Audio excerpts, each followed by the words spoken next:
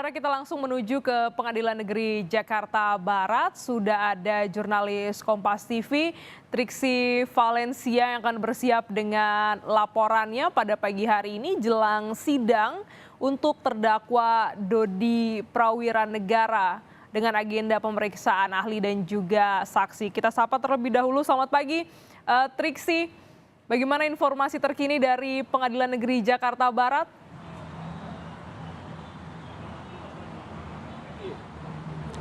Ya, Glenis, kami sudah melihat ada persiapan yang sudah dilakukan di dalam ruang sidang Pengadilan Negeri Jakarta Barat, yang ini berarti mengindikasikan bahwa sedikit lagi persidangan terhadap terdakwa AKBP Dodi Prawiranegara ini akan segera dimulai.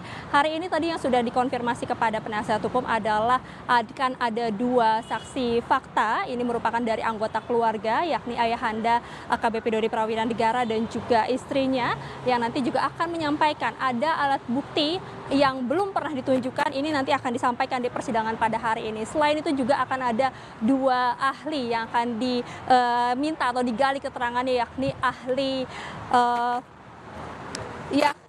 ahli pidana dan juga ahli psikologi klinis. Untuk lebih jelas, Glenis dan juga saudara, kita akan bertanya langsung bagaimana persiapan, kemudian nanti apa saja yang akan diungkapkan dalam persidangan kali ini. Kita akan bertanya dengan penasihat hukum dari AKBP Dodi Prawiranegara, yakni Bang Adril Fiari. Bang, ya. Selamat pagi, Bang. Selamat pagi. Bang, mungkin bisa disampaikan untuk terlebih dahulu adalah dua saksi fakta. Ya. Nanti seperti apa gambaran besarnya, Bang, yang akan disampaikan? Nah, kami hari ini tim kuasa hukum akan menghadirkan dua saksi fakta yang meringankan buat terdakwa AKBP Dodi Prawiranegara. Yang kami hadirkan adalah istri Bapak AKBP Dodi dan ayahanda dari Bapak AKBP Dodi, yaitu Irjen Pol Maman Supratman.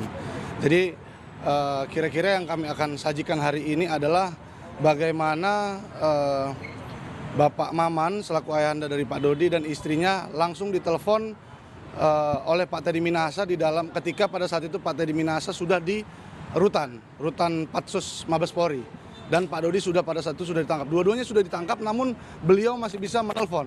Nah, itu adalah bentuk tekanan, ya kan, tekanan lagi diulang, ya kan, gitu kan. Ketika Bapak Teddy Minahasa menjadi Kapolda, Bapak klien saya Bapak AKBP Dodi menjadi Kapolres, dia ditekan, dia disak terus, dia diperintah. Nah, ketika sudah ditangkap pun dia masih bisa memerintah klien saya. Nah, ini adalah bentuk psikohierarki dan psikopolitis yang luar biasa, kan begitu. Makanya kita minta kami mohon untuk segera disidang etik gitu, karena kuasanya yang masih berlebihan gitu. Kita akan menunjukkan bahwa hari ini nyata yang saya sampaikan sedari awal bahwa memang ada intervensi itu, dan kata keluarga akan dibuktikan hari ini gitu. Bang, mungkin saya boleh berbicara sedikit dengan istri Pak AKBP Dodi Prawiranegara, Ibu Rahma. Mungkin bisa diceritakan seperti apa waktu itu komunikasinya? Apakah benar ada intervensi maupun juga tekanan yang datang dari keluarga Teddy Minahasa? Ya, kalau intervensi mungkin lebih dari Pak Teddy Minahasanya, karena pada saat itu Pak Teddy yang menelpon sendiri lewat HP nomor tidak dikenal, tapi saya yakin itu suara Pak TM. Dari percakapan waktu itu, apa yang kemudian disampaikan? Intinya adalah untuk Pak Dodi bergabung dengan Pak TM dan membuang badan ke Arief. Mencabut kuasa jadi satu dengan Hendrio Sodiningrat. Pada saat mendengar atau menerima perintah itu ya, Bu, apa yang ada di pikiran Ibu, lalu kemudian apa keputusan yang kemudian diambil pada waktu itu? Pada waktu itu saya menyerahkan semua ke Pak Dodi. Kalau saya pribadi, jujur saya yang pertama pasti bingung, karena saya nggak tahu cerita yang asli yang mana, cerita yang benar yang mana. Karena berdasarkan yang saya alami, saya pertama kali ketemu dengan Pak TM, setelah itu baru saya ketemu dengan Pak Dodi. Dua cerita yang disampaikan ke saya itu berbeda versinya gitu. Jadi disitulah saya juga bingung, mana nih versi cerita yang benar, mana yang dibuat atau yang sesungguhnya, itu saya masih belum tahu. Waktu itu mungkin bisa diceritakan sedikit seperti apa yang disampaikan oleh Pak TM dan juga dari Pak Dodi. Perbedaannya sesignifikan apa, Bu? Kalau perbedaannya yang mencolok adalah Pak Teddy mengatakan penyisihan itu saya memang memerintahkan Dodi saat itu menyisihkan 5 kg. Itu. Dan kalau Pak Dodi mengiyakan, tetapi pada faktanya di berita-berita yang beredar saat itu masih Pak Hendrioso, di situ jelas-jelas Pak Teddy membantah bahwa telah menyuruh Pak Dodi untuk menyisihkan. Lalu kemudian apakah ini dikonfirmasi juga pada waktu Ibu bertemu dengan Pak Dodi, benar ada bantahan atau arahan yang diarahkan oleh Pak Teddy? Pak Dodi menceritakan semua dari awal sampai akhir, dan memang yang diceritakan Pak Dodi adalah Pak TM memang memerintahkan untuk menyisihkan. Ya, 5 kg mengganti dengan tawas, itu semua diceritakan berurutan. Saya dengar ada istri dari Pak Teddy Minahasa juga sempat menghubungi Ibu. Apa yang kemudian disampaikan dari istri Pak Teddy Minahasa? Apakah juga ada tekanan begitu pada saat untuk meminta penggantian kuasa penasihat hukum? Kalau dari Bu Merti bukan tekanan ya, karena Bu Merti sendiri setelah pertemuan saya yang kedua, yang pertama kali saya dan Bu Merti sama-sama tidak tahu cerita yang sebenarnya. Nah, di pertemuan kedua itu Bu Merti menyampaikan, saya sudah tanya langsung ke Bapak, ini ceritanya apa benar Dodi itu waktu itu kata-katanya, apa benar Dodi itu lo yang nyuruh gitu untuk nyisikan itu? Iya, dan Bapak mengiyakan waktu itu, mengiyakan. Terus udah gitu Ibu bilang terlepas benar atau enggak Bapak menyuruh menjual, saya tekankan di situ ke Bapak, tapi yang pasti lo tahu kan kalau Dodi itu nyimpen barang itu gitu loh. Lo nyuruh nyisikan, lo tahu Dodi nyimpen barang itu, ya udah berarti semua ini perintah lo gitu loh. Jadi Ibu intinya mau membantu saya dan Pak Dodi, karena Pak Dodi ini melakukan itu atas perintah Pak TM gitu. Pak Dodi ini nggak bersalah, bukan niatnya untuk menjual gitu, maksudnya bukan niatnya untuk membawa itu ke Jakarta tanpa perintah dari TM gitu.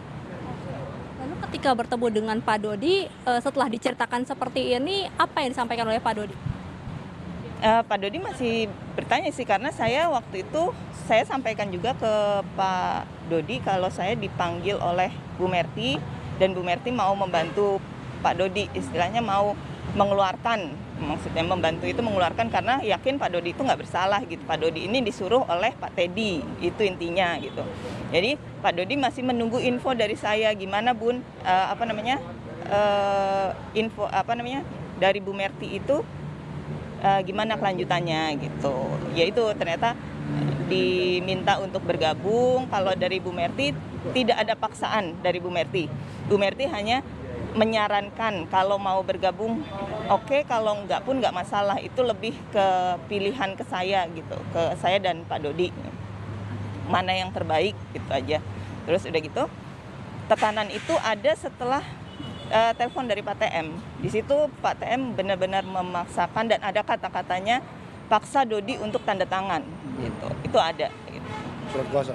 Ya, surat kuasa pemutus. Setelah ada paksaan itu berarti tidak dilakukan ya Bu, atau Enggak, menolak. Pak Dodi menolak, iya. ada keanehan atau bagaimana? Ya memang Mau mengungkap. Pak Dodi mau mengungkap yang sebenarnya gitu, karena Bohong katanya. awalnya dikira Pak TM mau menceritakan yang sebenarnya juga. Ternyata di media dia malah membantah bahwa semua itu ya dilemparnya ke Pak Dodi gitu. Berarti beda yang disampaikan dari istrinya Pak TM, kemudian apa yang kemudian diungkapkan oleh Pak TM sendiri ya. Baik, terima kasih Ibu. Saya kembali lagi ke Bang Adril. Mungkin sedikit Bang, terkait dengan selain yang disampaikan juga oleh istri. Kalau untuk ayahanda dari Pak Dodi sendiri ini apa yang akan disampaikan? Ya kurang lebih sama. Pada prinsipnya sedari awal Pak Dodi ini diperintah, dan pada saat itu katanya memang nanti Pak hadir juga ya, Pak Maman Supratman, Irjen Pol Maman Supratman, ditelepon pada saat itu, lebih dahulu ditelepon sebelum Bu Rahma. Lebih dahulu ditelepon, kalau saya lihat kemungkinan dia ingin mempengaruhi ayahanda dari Pak Dodi dahulu gitu, karena mungkin kan sama-sama polisi, sama-sama seniornya di Polri. Nah setelah itu Pak Maman bilang sakit jantung dia nggak bisa, silakan hubungi Ama saja katanya, yang ngurus Mbak Ama katanya. Akhirnya baru Pak Teddy Minahasa menelpon Mbak Rahma, dan katanya memang di telepon tersebut memang dia mengakui, saya lupa izin Pak atau izin jenderal, pokoknya saya Teddy Minahasa, 2 kali dia sebut. Baik, Nanti berarti kita akan keluarga dari Pak Dodi akan membuktikan.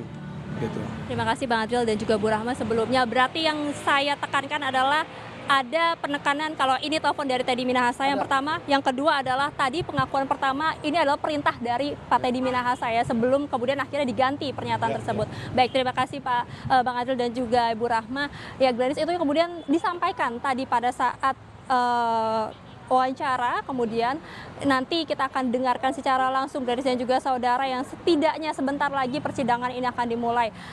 Yang pertama kali akan ditampilkan atau didengarkan keterangannya adalah dari anggota keluarga yakni ayahanda maupun juga dari istri AKBP Dodi Prawiranegara. Gladys. Terima kasih Triksi Valencia langsung dari Pengadilan Negeri Jakarta Barat.